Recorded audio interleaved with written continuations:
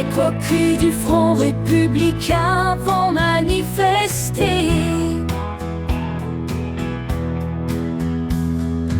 Idiots utiles du système capitaliste, le dos courbé et la dégaine nonchalante. Tu te traînes de manif en manif, mais à ton idéologie, tu n'y crois plus. Les cocus du Front républicain vont manifester. Mélange hybride et androgyne, tu avances d'un pas résigné, comme un bétail vers son abattoir. Zombie vacciné, tu es vide et désaminé. Les cocus du Front républicain vont manifester. Subventionné par ton maître et bourreau, tu annonces bruyamment tes contradictions.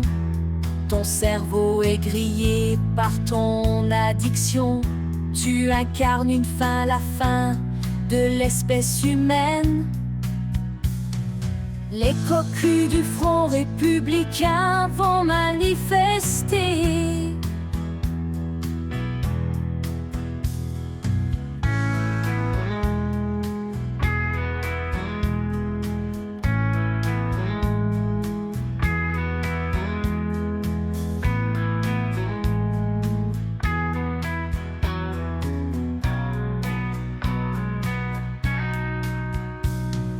Les cocus du Front républicain vont manifester. Les cocus du Front républicain vont manifester. C'est parti, nous sommes le samedi 7 septembre. Les jours passent, l'automne arrive progressivement.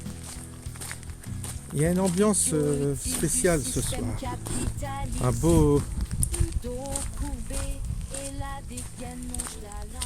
Un bel arc-en-ciel, pardon, parce qu'il a plu.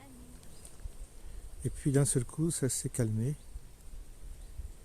Et je suis sorti pour marcher un peu, parce que j'ai pas fait assez d'exercice aujourd'hui.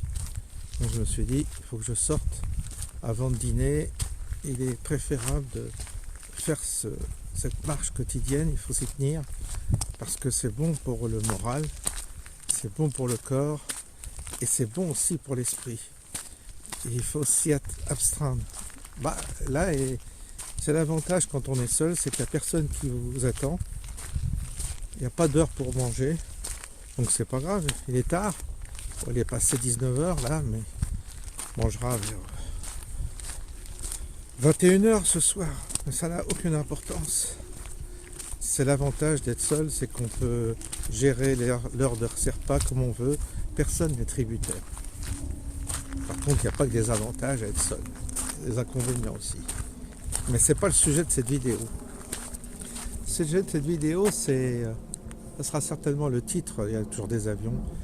Ce sera le titre, les cocus du Front républicain. Je les ai vus manifester cet après-midi. Il pleuvait et puis j'en ai un peu marre de bouquiner, donc voilà, je regarde un peu je me mets sur YouTube pour regarder les directs à Paris, les infos, non. Ils ont très peu parlé de la manifestation. On voyait bien qu'il y avait une diversion avec la visite de Necker de Barnier. Donc du coup, les images, on les avait sur YouTube. Il y a 2 youtubeurs qui étaient sur la manifestation. Et comme ça permet de voir un peu l'ambiance, la dynamique, le dynamisme, c'est le moins qu'on puisse dire, le dynamisme et le look des gens, le profil des gens. C'est toujours, moi j'observe un peu comme ça. Et j'avais l'impression de cocus. C'est-à-dire ils avaient l'air tous abattus. Ils n'y croyaient pas. Ils courbent, ils sont tous voûtés. Ils marchent, vous savez, voûtés comme ça. Puis tout doucement.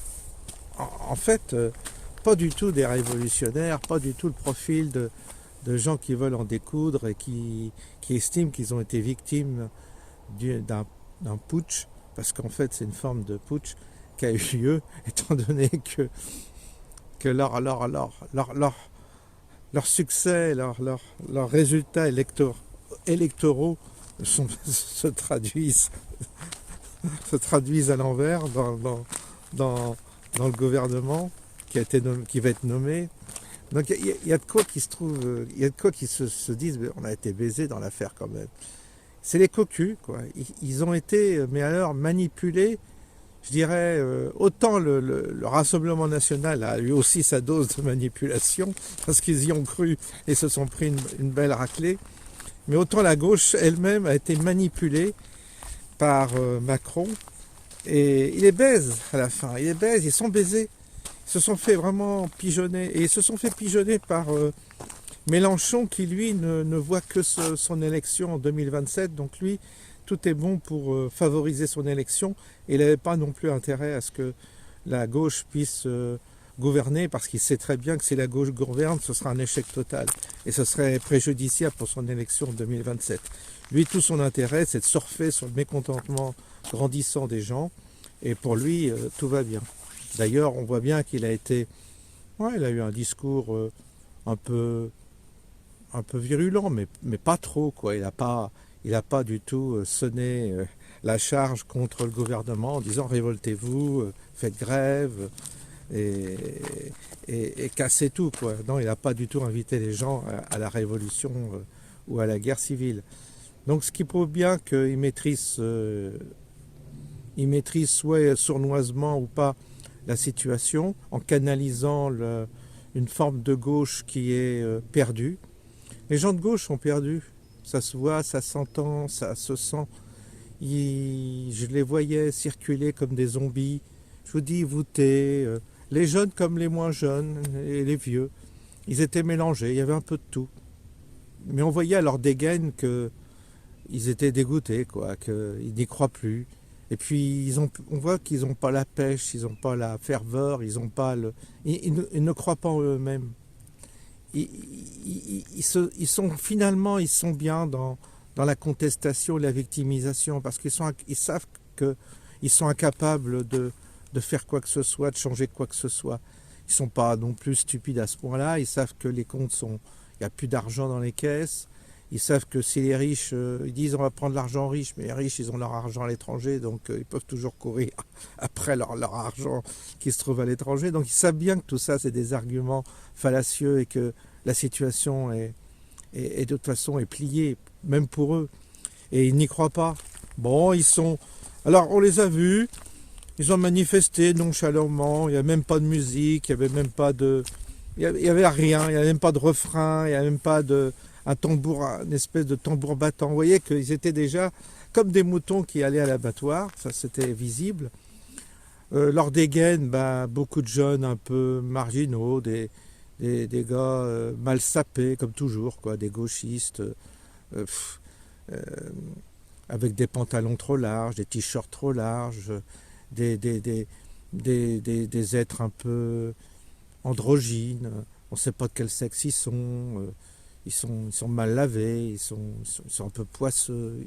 Puis les vieux, c'est toujours les mêmes, ils ont toujours les mêmes gueules, des grosses lunettes pour faire un télo. Quelques vieux comme ça, boomers, qui étaient là aussi, enfin style boomer, avec les grosses lunettes, vous savez, pour faire style, je suis un télo. Et puis des punks à chiens, enfin, voilà, un peu de tout, quoi.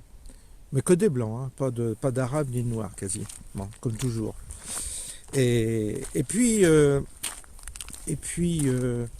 ils étaient nombreux, mais puis à 6h, 6h elle rentre chez maman, quoi, c'est l'heure de l'apéro. Et ils vont regarder ce soir LCI pour voir si on a parlé d'eux. Bon, il y aura un petit encart qui leur sera consacré, des débats qui n'en finissent plus. Mais on les a retrouvés autour de la place de la Nation, sur les terrasses de café. Ils ont fini leur manif aux terrasses de café, comme toujours. Puis ils ont refait le monde. Ouais, il faut que les riches ils donnent aux pauvres, et et puis Barnier, c'est rien, on est con, et puis Barnier, c'est un salaud, c'est un fasciste, c'est tous des fascistes, et puis nous on défendra toujours la Palestine, mais de loin, hein. Ils vont pas défendre tous la Palestine, mais ils y vont pas à Gaza. Non. Voilà, toujours la même sauce, toujours les mêmes cons, toujours les mêmes dégaines, enfin bref, la cata totale, une fin de race, quoi. C'est quand on les voit, on a l'impression d'une fin de race. Donc vraiment, ces gens-là sont foutus, quoi. Ça se voyait aujourd'hui. Aucun ressort, mais vraiment rien, quoi. Comme ces manifestations contre la retraite que j'avais vues, c'était déjà ça, hein. Il y avait déjà cette gauche qui était dans la rue et qui était déjà complètement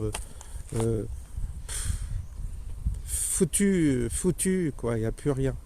Alors, c'est vraiment un monde en décomposition. Et bon, bah, je sais même pas pourquoi ils sont allés manifester. Mais se retrouver, ils aiment bien se retrouver, se tenir un peu chaud. Et puis aller boire un coup. Ils adorent les terrasses de café, on refait le monde. Eux, ils refont toujours le monde dans les cafés. Ils font la révolution dans les cafés, ils refont la justice à leur manière dans les cafés, sur les terrasses de café. Bon, ça fait vivre les cafetiers, c'est pas plus mal. Au moins, ça fait tourner le commerce. Voilà, sinon, bah écoutez, il n'y a rien d'autre à dire sur la situation.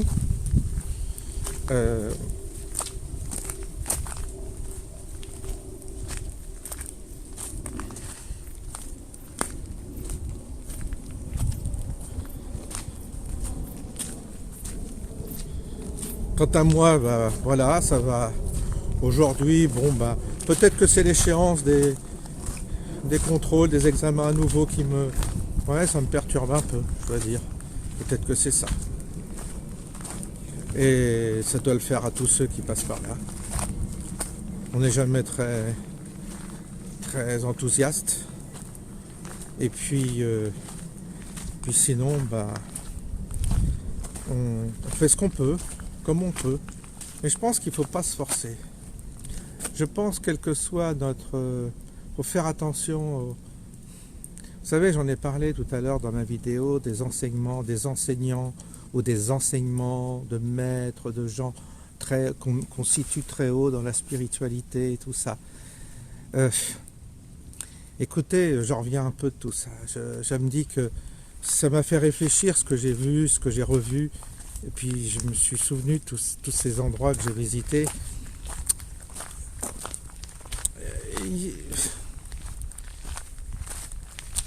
Écoutez,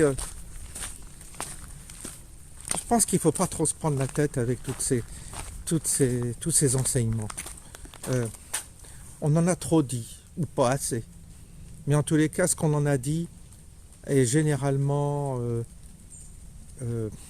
c'est pas que c'est faux, mais c'est que c'est comme si on vous donnait un mode d'emploi pour... je sais pas... par exemple, un mode d'emploi, on vous donne un mode d'emploi pour piloter un avion. Bah, vous avez beau avoir le mode d'emploi, mais l'avion, ça ne s'apprend pas avec un mode d'emploi, ça ne s'invente pas sur un livre. Ah, vous avez le guide pour piloter l'avion, mais il faut être déjà intéressé pour piloter un avion. Il faut déjà avoir un niveau d'études suffisamment élaboré pour prétendre à être pilote d'avion. Et puis ensuite, il faut avoir les capacités intellectuelles pour piloter un avion. Puis ensuite, il faut faire l'apprentissage, il faut prendre des cours, il faut piloter avec quelqu'un. Enfin, c'est toute une histoire, cette affaire. Bah, pour le monde intérieur, c'est un peu pareil. Vous avez pas de... Ça sert à rien de s'obliger à lire des choses qui ne sont pas forcément à notre portée. Il faut accepter, je crois, de ne pas avoir toutes les clés, loin de là. En tous les cas, il faut accepter nos petits progrès s'il y en a. En tous les cas, il faut accepter ce que l'on est, où on en est. Et il ne faut pas aller chercher trop loin et trop haut. Il ne faut pas être motivé par l'ambition. Voilà. Parce que si on est motivé par l'ambition, on se force. Et dans le domaine de la spiritualité, si on se force, c'est pas bon. Il faut que ça vienne naturellement. Il faut qu'il y ait des dispositions telles que ça vienne et que ça s'impose et que la chose vous pénètre. Mais il ne faut pas forcer. Si on force, on risque de faire des interprétations, des questions du monde intérieur, de la spiritualité, des interprétations douteuses. On est tous très différents à ce propos. Tous à des je dirais pas des stades parce que il n'est pas question de hiérarchie. Mais on est tous à des endroits différents, disposés différemment par rapport à la question spirituelle. Et on n'a pas possibilité d'aider quelqu'un qui n'est pas, comment dire, sur ce plan-là, c'est très difficile d'apporter un conseil, une aide, ou même un propos, de proposer quelque chose. C'est très très très très personnel. Je le vois parce que, évidemment, il y a toujours ceux qui sont pleins d'affirmations, de certitudes. Alors, tant pire, ça les regarde après tout. Ça les regarde. Mais pour moi, il n'y a rien de plus... comment dire, il n'y a rien de plus aventureux, voilà, de prétendre avoir une connaissance dans ce domaine-là. En tous les cas, de prétendre avoir une connaissance que l'on pourrait même presque imposer à l'autre. Non, ça marche pas comme ça. Si on apprend quelque chose, en général, ça nous conduit à être très prudent justement dans ce que l'on dit et dans ce qu'on prétend pour les autres. Ça nous invite à beaucoup de prudence. Vous savez, le terrain, le terrain est important. Nous sommes comme un terrain, comme une terre, si vous voulez. Nous sommes le réceptacle. Et ce terrain, il n'y a rien à faire. S'il est de mauvaise qualité, il n'y a rien qui poussera. Vous aurez beau y planter tout ce que vous voulez, toutes vos belles intentions, vos beaux livres, vos belles remarques, votre foi et tout ça, enfin tout ce à quoi vous croyez. Si le terrain n'est pas prédisposé à recevoir la plantation, jamais cette plantation de toute façon ne prendra racine. Et donc le terrain, c'est déjà le travail de base. Et Dieu sait si on passe souvent à côté ce travail de base qui consiste à avoir déjà le terrain qui convient pour produire le fruit qui nous serait donné. Dans ce domaine-là, c'est délicat c'est pour ça les phrases toutes faites. Moi je suis contre les phrases toutes faites, les propos affirmatifs qui affirment ceci ou qui affirment cela. Je suis vraiment, je suis pas pour qu'on s'exprime comme ça. Puis je pense que c'est dangereux aussi. Même ceux qui ont des expériences extrasensorielles, même ceux qui ont des expériences paranormales, c'est pas parce que vous avez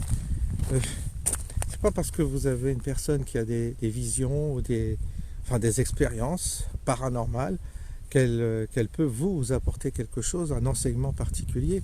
Ça ne la prédispose pas forcément à vous donner quoi que ce soit comme indication, parce que déjà d'une part, vous n'avez peut-être pas accès à ces expériences extrasensorielles, et d'autre part, les interprétations que vous pourriez faire de l'interprétation de l'autre personne qui interprète également avec son mental peuvent vous conduire dans des fausses routes.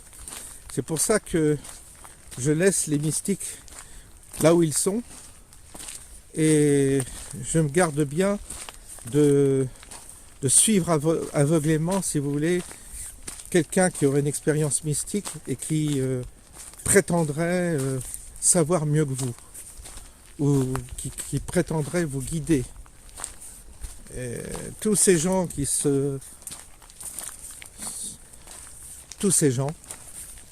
toutes ces personnes qui s'improvisent comme guides, je peux vous dire qu'il faut vous en méfier comme de la peste. Alors, oui, à un moment donné, on arrête de chercher midi à 14h, on arrête de chercher midi à 14h, de se torturer l'esprit. On accepte simplement ce qu'on est. On est telle chose, implanté dans cette réalité, avec ses limites, avec ses capacités ou non-capacités, avec ses dispositions ou non-dispositions, avec ses dons et ses défauts et tout. Bref, on est ce qu'on est et on va faire ce que l'on peut avec ce que l'on est. Et on n'est pas là pour faire un concours de spiritualité ou pour gravir des échelons et être le premier de la classe. Ça marche pas comme ça, du tout. On est là pour simplement déjà s'accepter. Et ça, c'est une belle chose. Après, ce qui nous arrive dans la vie, en bien ou en mal, il faut bien se garder de se précipiter dans des interprétations, que ce soit des interprétations positives ou négatives. C'est au cas par cas. Il faut soi-même essayer d'avoir ce discernement intérieur qui nous permet de voir ce qui nous arrive, d'où ça vient, pourquoi et comment, et pourquoi ça nous arrive de telle manière, et pourquoi cet obstacle est là ou pas. Parce qu'il n'y a pas que des obstacles, il y a des moments où la chose est facile et tout roule. Hein. Pas non plus ne parler que d'obstacles. Dans la vie, il y a des moments où les portes s'ouvrent, même s'ouvrent même très très bien des fois. On ne peut pas savoir ça, ces questions, si elles ne... comme ça, a priori. C'est intéressant de les comprendre. Mais pour les comprendre,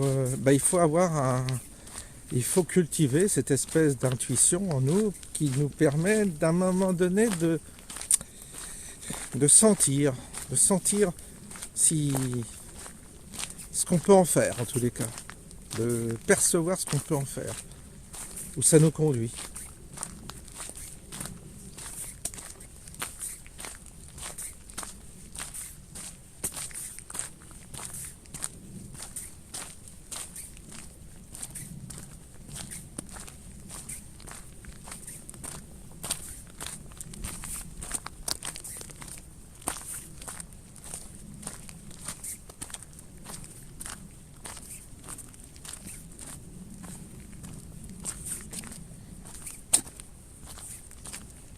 Comme je l'ai dit dans ma précédente vidéo, j'ai toujours été, personnellement, j'ai toujours été un pied dans la vie civile, un pied dans la vie spirituelle. Mais j'ai jamais voulu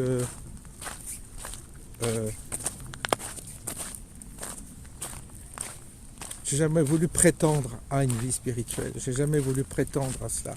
J'ai trouvé que j'ai trop vu de gens y prétendent et vraiment s'égarer. Parce que tout de suite c'est l'ego, tout de suite il monte ça en mayonnaise, puis après ça part dans des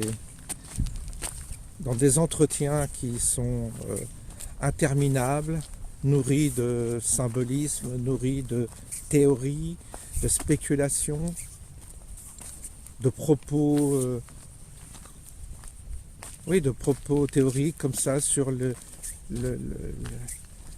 la question. Et du coup, il n'y a rien qui s'incarne, il n'y a rien qui prend forme. Il n'y a rien qui prouve en tous les cas dans cette réalité que ce que l'on dit est vrai, ou tout au moins est juste. Il n'y a rien qui valide en quelque sorte. Et c'est ça qui me rend toujours, moi, prudent par rapport à des thèses spéculatives. C'est qu'en réalité, j'aime bien comme quelqu'un qui travaille dans la science, j'aime bien valider. J'aime bien valider. Je valide ou pas. C'est un peu comme ça. Alors, évidemment, c'est spécial comme approche, mais c'est comme ça que je fonctionne, moi, en tout cas. J'ai besoin de valider les choses, de vérifier si c'est juste ou pas. Et puis, la seule manière de valider, c'est de voir dans la réalité qui est notre réalité. Je parle de notre réalité, qui est elle-même susceptible de ne pas être vraiment la réalité. Mais bon, on ne va pas rentrer là-dedans. Mais du coup, j'essaie de voir si la question, elle s'incarne ou pas, si c'est juste ou pas, et si quelque chose de là se manifeste.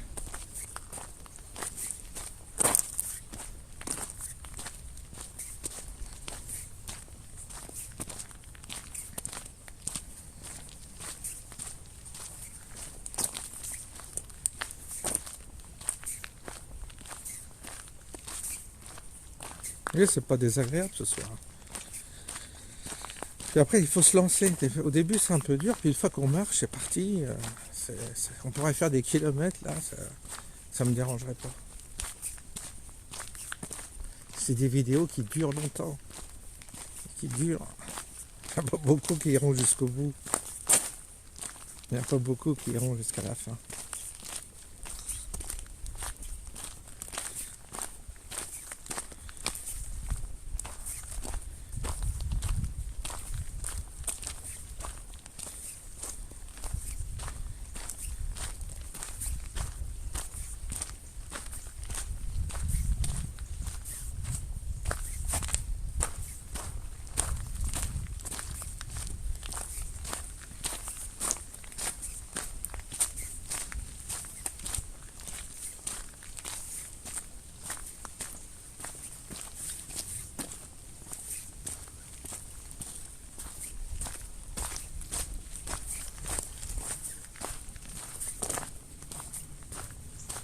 La semaine prochaine, je ne ferai pas beaucoup de vidéos, parce que comme je vais m'absenter pour faire peut-être qu'il va y avoir des décisions qui vont être prises, du coup, concernant une opération, je ne sais quoi, l'intervention, du coup, ça risque de se précipiter, donc du coup, je serai sûrement absent de ma chaîne.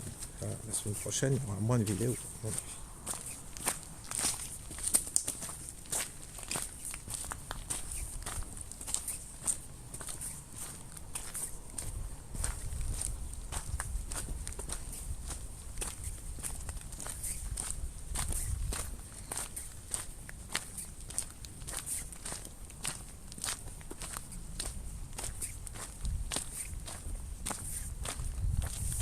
Voilà, écoutez, à ce soir, vous allez me retrouver vers 23h, minuit, le temps que tout ça soit monté et puisse être mis en ligne.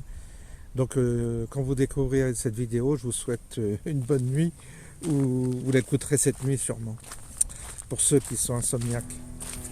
Je vous souhaite alors une bonne nuit, et puis à dimanche. Les coqs du Front républicain vont manifester. Idiot utile du système capitaliste, le dos courbé et la dégaine nonchalante. Tu te traînes de manif en manif, mais à ton idéologie, tu n'y crois plus. Les cocus du Front républicain vont manifester. Mélange hybride et androgyne, tu avances d'un pas résigné, comme un bétail vers son abattoir, zombie vacciné, tu es vidé, désaminé. Les cocus du Front républicain vont manifester. Subventionné par ton maître et bourreau, tu annonces bruyamment tes contradictions. Ton cerveau est grillé par ton addiction. Tu incarnes une fin, la fin de l'espèce humaine. Les cocus du Front républicain vont manifester.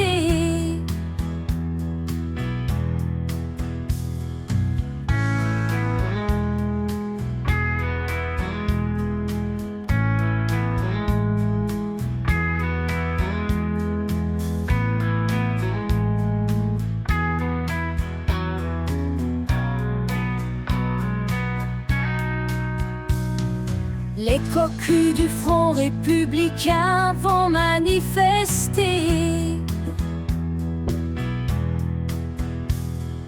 Les cocus du Front républicain vont manifester. Les cocus du Front républicain vont manifester.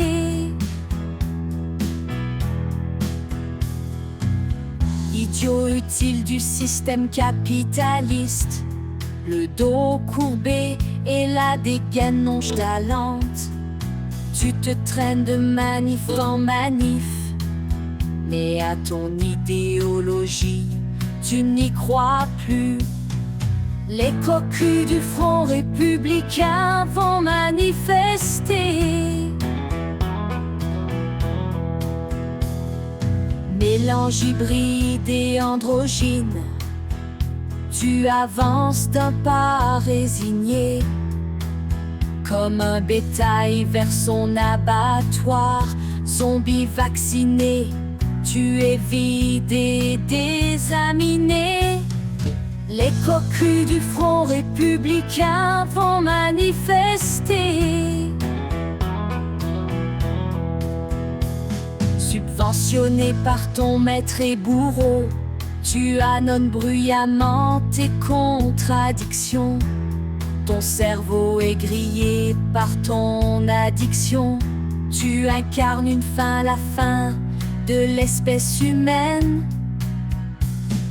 Les cocus du Front républicain vont manifester.